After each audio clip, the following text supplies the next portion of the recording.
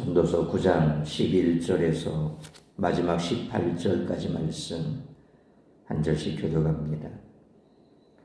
내가 다시 해 아래에서 보니 빠른 경주자리라고 선착하는 것이 아니며 용사들이라고 전쟁에 승리하는 것이 아니며 지혜자들이라고 음식물을 얻는 것도 아니며 명철자들이라고 재물을 얻는 것도 아니며 지식인들이라고 은총을 입는 것이 아니니 이는 시기와 기회는 그들 모두에게 임함이니라.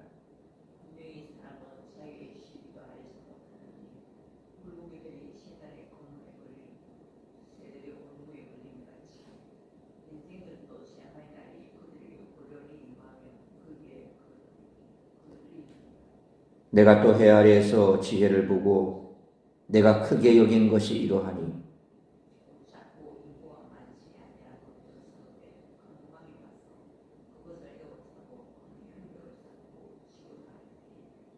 그 성읍 가운데에 가난한 지혜자가 있어서 그의 지혜로 그 성읍을 건진 그것이라. 그러나 그 가난한 자를 기억하는 사람이 없었도다.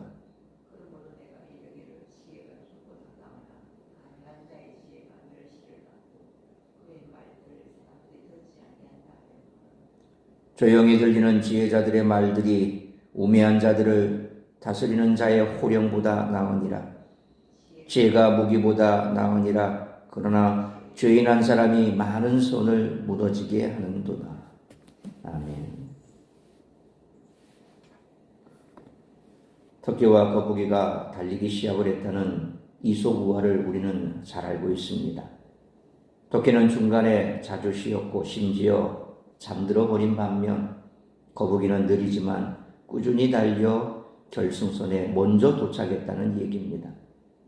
이 우화의 교훈은 선천적인 능력이 제 아무리 좋아도 꾸준히 노력하는 사람을 이길 수 없다는 것입니다. 그런데 토끼와 거북이 사이 달리기 시합이 다시 한번 열린다면 토끼가 이길 것입니다. 심기일전한 토끼가 제대로 달릴 것이기 때문입니다. 이것이 상식입니다. 빠른 발을 가진 토끼가 느린 거북이를 이긴다는 것은 상식이고 통계입니다. 전도자가 말한 5가지 종류의 사람들, 곧 빠른 경주자, 용사, 지혜자, 명철자, 지식인들이 경험하는 것은 통상적이고 상식적인 결과입니다. 하지만 우리 인생이 그리 간단한 것 같지 않습니다. 통상과 상식을 한순간에 전복시키는 문제 혹은 사건들이 발생하기 때문입니다. 이런 전복 사건이 발생하면 누구든지 당혹스러울 수 있지만 그것이 우리가 살아가는 일상의 전부인 것을 우리가 어쩌겠습니까? 10사람이 도둑 한 사람을 막지 못하듯 지혜자들의 선한 영향력을 한 사람의 죄인이 무의로 끝내버릴 수 있습니다. 10사람이 한 사람보다 뛰어나다는 것은 상식입니다. 하지만 그 상식을 무색해 하는 것이 바로 한 사람의 도둑입니다.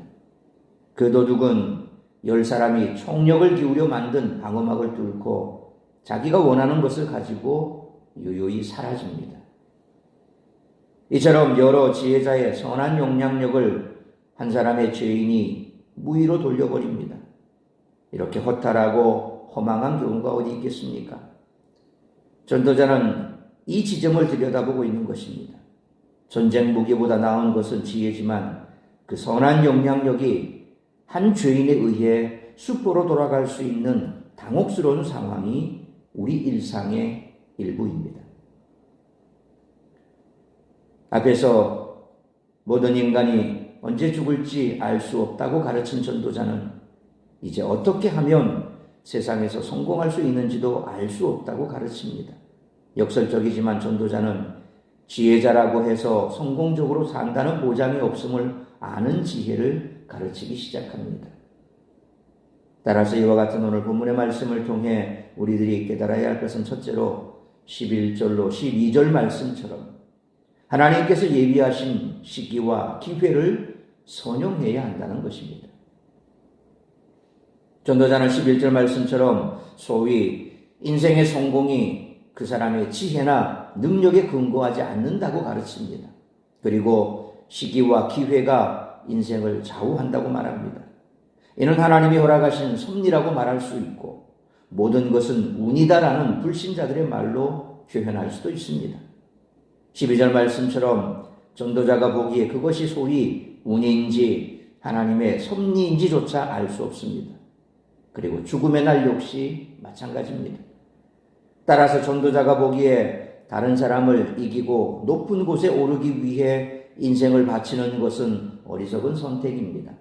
어쩌다 부자가 될 수도 있고 어쩌다 높은 지위에 오를 수도 있지만 부자가 되겠다고 높은 사람이 되겠다고 애쓰며 세월을 보내는 것은 어리석은 짓입니다.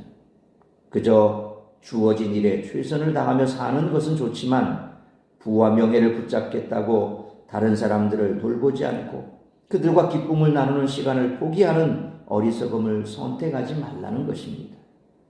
그러므로 주어진 일에 최선을 다하며 살아가면서 하나님께서 예비하신 시기와 기회를 선용함으로 복과 기쁨을 누리는 삶을 살아가는 우리 모두가 되시기를 축원합니다.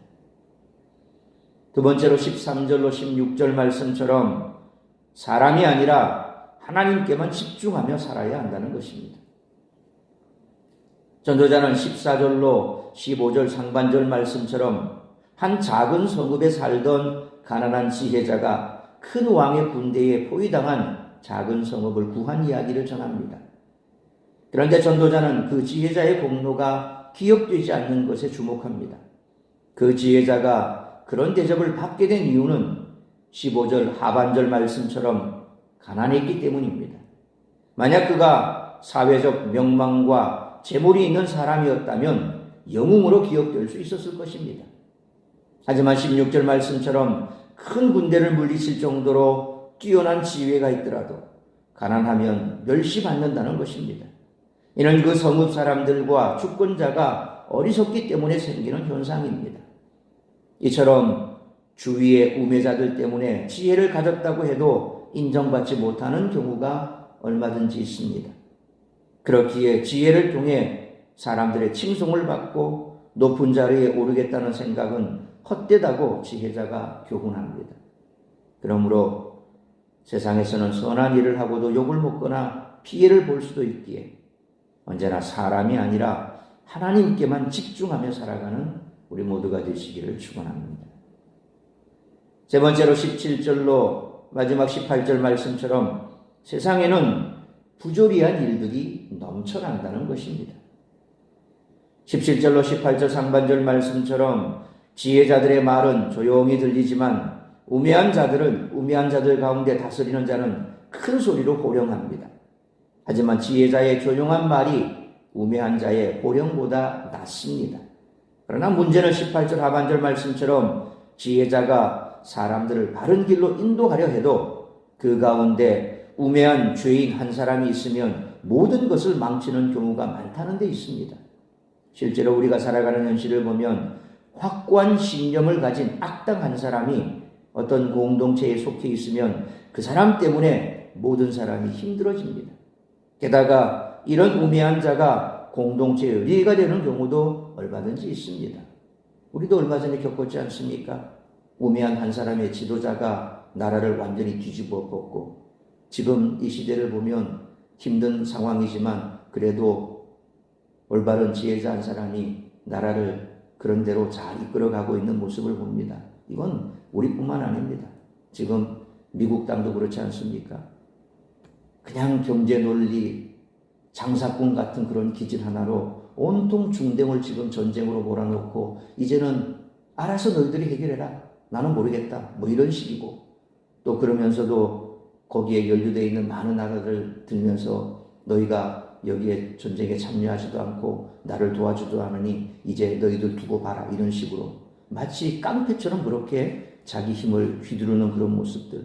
그러니까 공동체 리더가 어떤 사람이냐에 따라서 나라의 운명이 좌우되기도 하고 한 지역, 집단 뭐 이런 리더들의 잘못된 그런 리더십 때문에 많은 어려움을 겪는 것을 우리는 심심치 않게 보게 됩니다.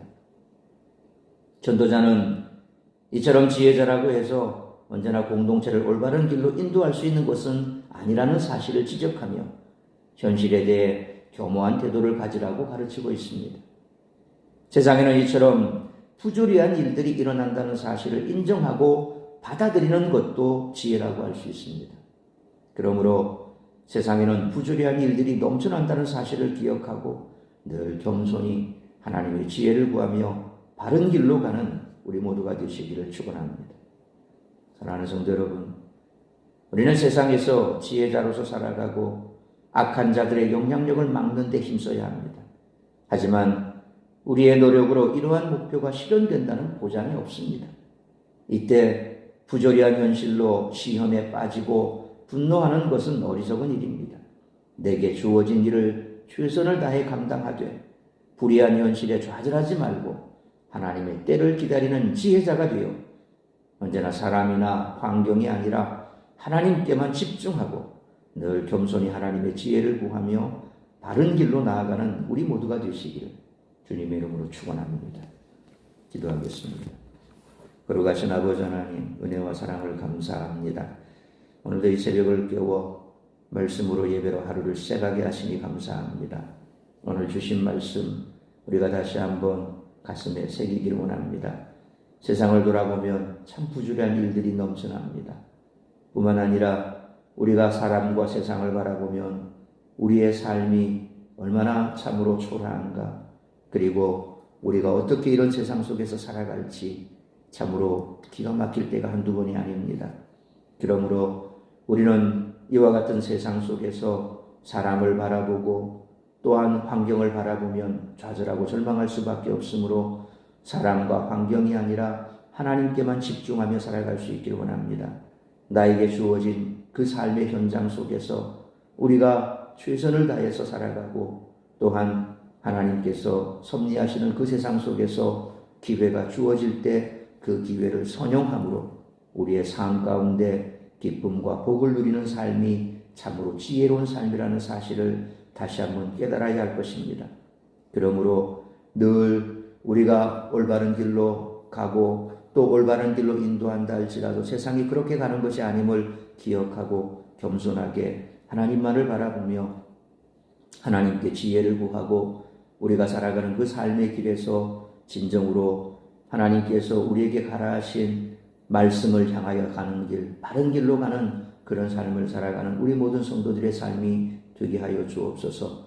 오늘 이 한날도 우리의 삶 가운데 혹여 알 수 없는 부조리한 일들이 벌어진다 할지라도 그것 때문에 우리의 마음이 또 우리의 삶이 흔들릴 것이 아니라 그 모든 일들을 주관하시는 하나님만을 바라보며 하나님께서 주시는 이 땅에 한 번뿐인 삶, 말씀 붙들고 하나님의 손에 이끌려 오늘도 하나님의 뜻을 이루기 위해 그저 하나님 앞에 기도하고 간구하며 나아가는 복된 한 날의 삶을 살아갈 수 있는 우리 성도들이 될 수 있기를 원합니다. 간절히 비옵기는 참으로 세상이 여러 가지 많은 일들로 인해 복잡하고 힘든 상황이 분명합니다. 거룩하신 아버지 하나님, 이 힘든 상황을 하나님께서 속히 종결시켜 주시고 또한 우리의 삶이 더 이상 피폐해지지 않도록 붙드시고 인도하여 주옵소서. 그리함으로 나날이 힘들어져가는 우리 성도들의 삶이 이제 숨을 쉴 수 있고 제대로 살아갈 수 있도록 이 나라와 이 민족뿐만 아니라 이 땅의 모든 힘들어가고 있는 모든 자들을 우리 하나님께서 구원하여 주시기를 간절히 빌고 소원하오며 이 모든 말씀 우리 주 예수 그리스도의 이름으로 기도하옵나이다. 아멘.